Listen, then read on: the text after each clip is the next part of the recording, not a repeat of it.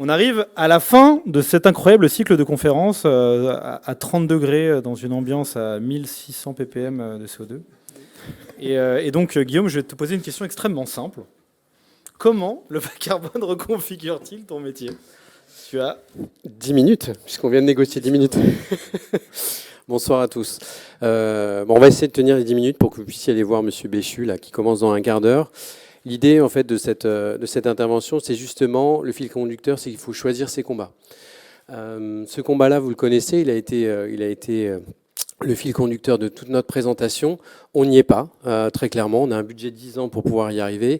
Clairement, aujourd'hui, on n'y est pas. Et l'échéance, c'est divisé par 2, 5% par an. 5% par an, ça veut dire quoi? 5% par an, on sait le faire.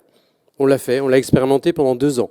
Je ne suis pas sûr que tout le monde ait très envie de repartir dans ce schéma-là, mais ça marche. Pour le coup, ça a marché, entre 5 et 6%. Vous en avez un autre qui a été illustré pendant l'après-midi, qui est la compensation.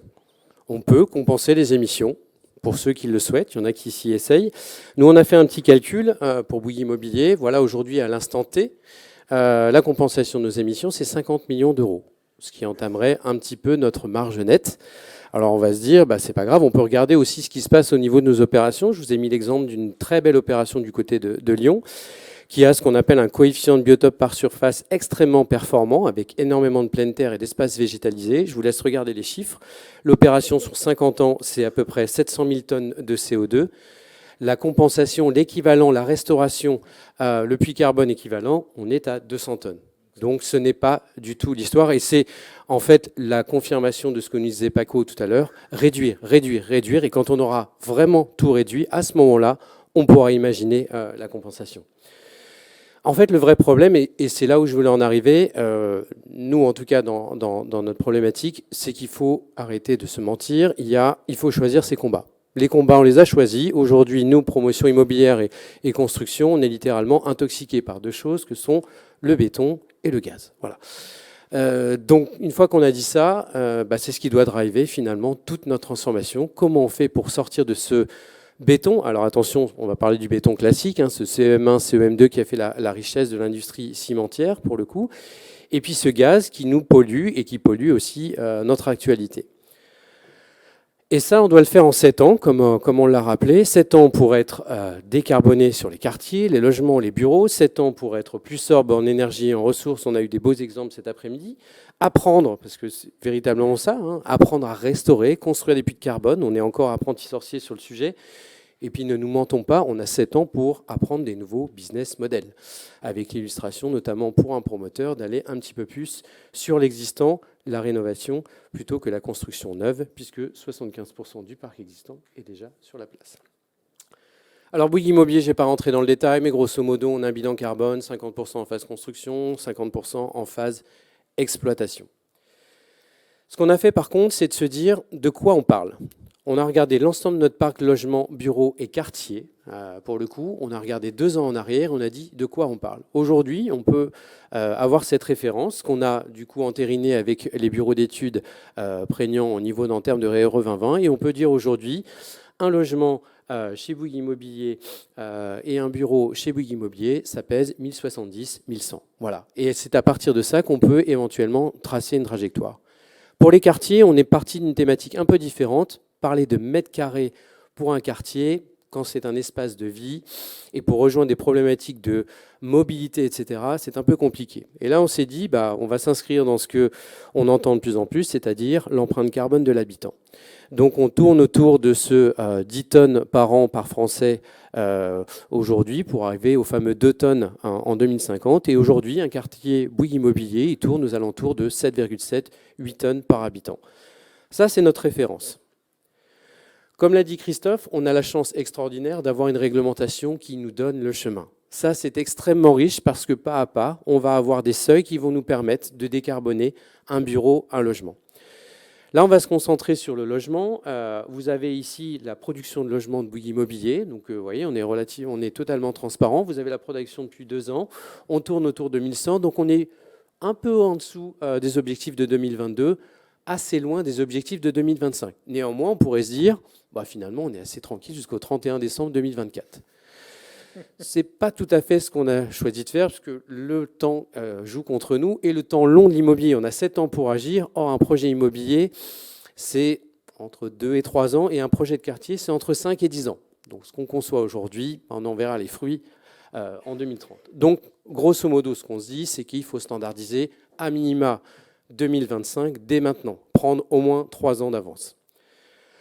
Ça veut dire quoi? Ça veut dire que nous, on est sorti de la logique de se dire on fait des projets exemplaires et de se reposer la question à chaque fois, à niveau de chaque projet, on réinvente, on reconçoit, on réachète, on refait, bref, on refait, on réinvente la poutre à chaque fois. L'idée maintenant, c'est de se dire qu'est-ce qu'on pourrait standardiser, préconcevoir pour finalement, au niveau de l'offre logement, partir sur quelque chose, sur l'étagère, qui pourra s'affiner sur le terrain. C'est ce qu'on a fait. C'est ce qu'on a fait, c'est ce qu'on appelle notre offre cœur de vie. Et cette offre cœur de vie, vous voyez, elle a été designée, donc la partie orange, c'est la partie énergie, la partie bleue, c'est la partie matériaux. On l'a volontairement mis juste avant 2025. En énergie, on s'est dit, bah là, il y a un quick win assez facile, on est en France, on bénéficie, comme le disait alors appelé Christophe, d'une énergie décarbonée, donc utilisons-la. Et donc, on a décidé de standardiser notre production logement sur du 100% hors gaz. Voilà. Donc, ce que je vous disais tout à l'heure, on arrive à ce quick win en passant soit par des réseaux de chaleur urbains quand ça nous est imposé, soit en standardisant la fameuse pompe à chaleur. Ça veut dire que si on arrive à faire ça, et c'est pas si facile que ça, on va pas se mentir, on fait à peu près 10 000 logements par an, ce qui suppose que derrière, vous avez tout un écosystème d'industriels à embarquer pour faire 10 000 pompes à chaleur par an. Donc vous voyez toute la problématique. Mais on se dit que si on arrive à faire ça, et du coup transformer finalement toute la filière, eh ben on sera déjà à un niveau 2031. C'est quand même pas mal pour commencer à gagner du temps.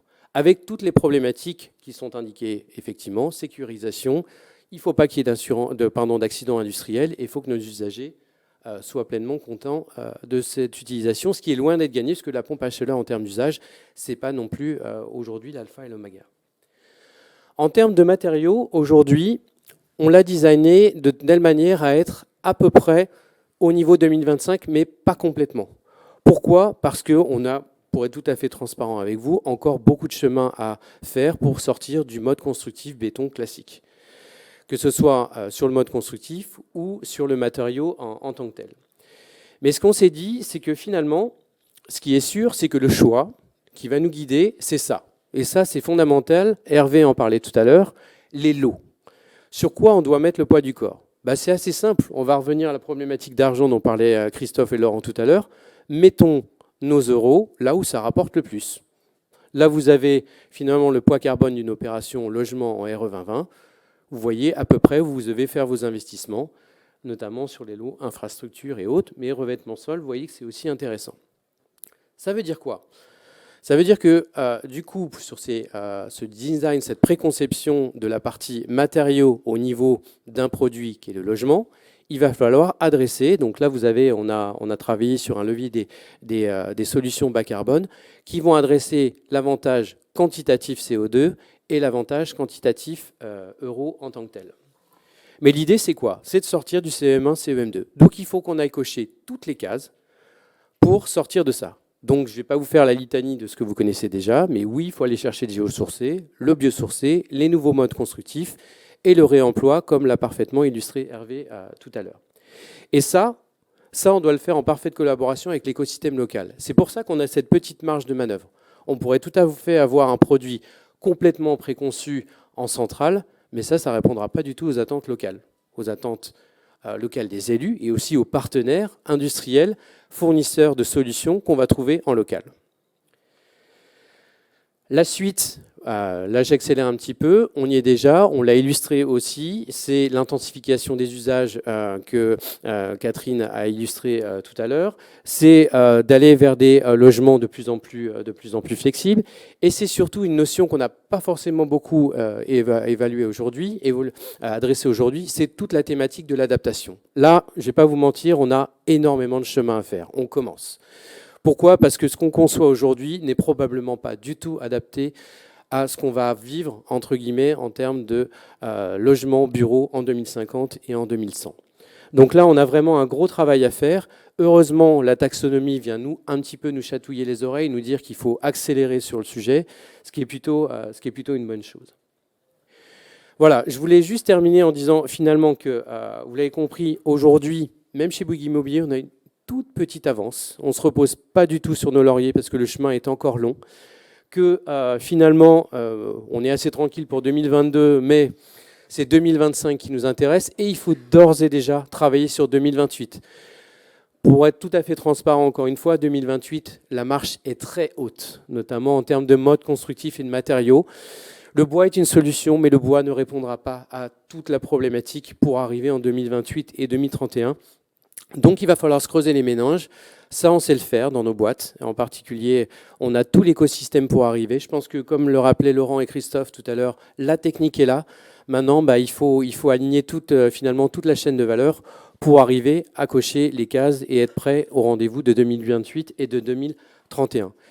Et pour finir, expérimenter bien sûr, et surtout, je dirais qu'il nous reste malheureusement très peu de temps pour expérimenter, adresser ces nouveaux business models que Catherine a commencé à illustrer, que Hervé a adressé également, et que l'on voit finalement poindre pour un nouveau métier du promoteur qui s'inscrira peut-être dans une RE 2020 de la rénovation demain, peut-être. Merci. Bravo!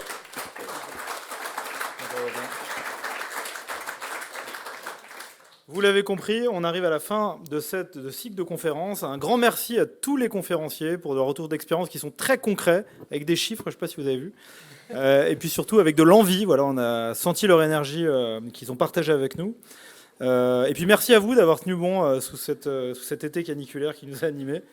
Je crois que maintenant vous pouvez aller voir Monsieur le Ministre. Merci à tout le monde. Merci.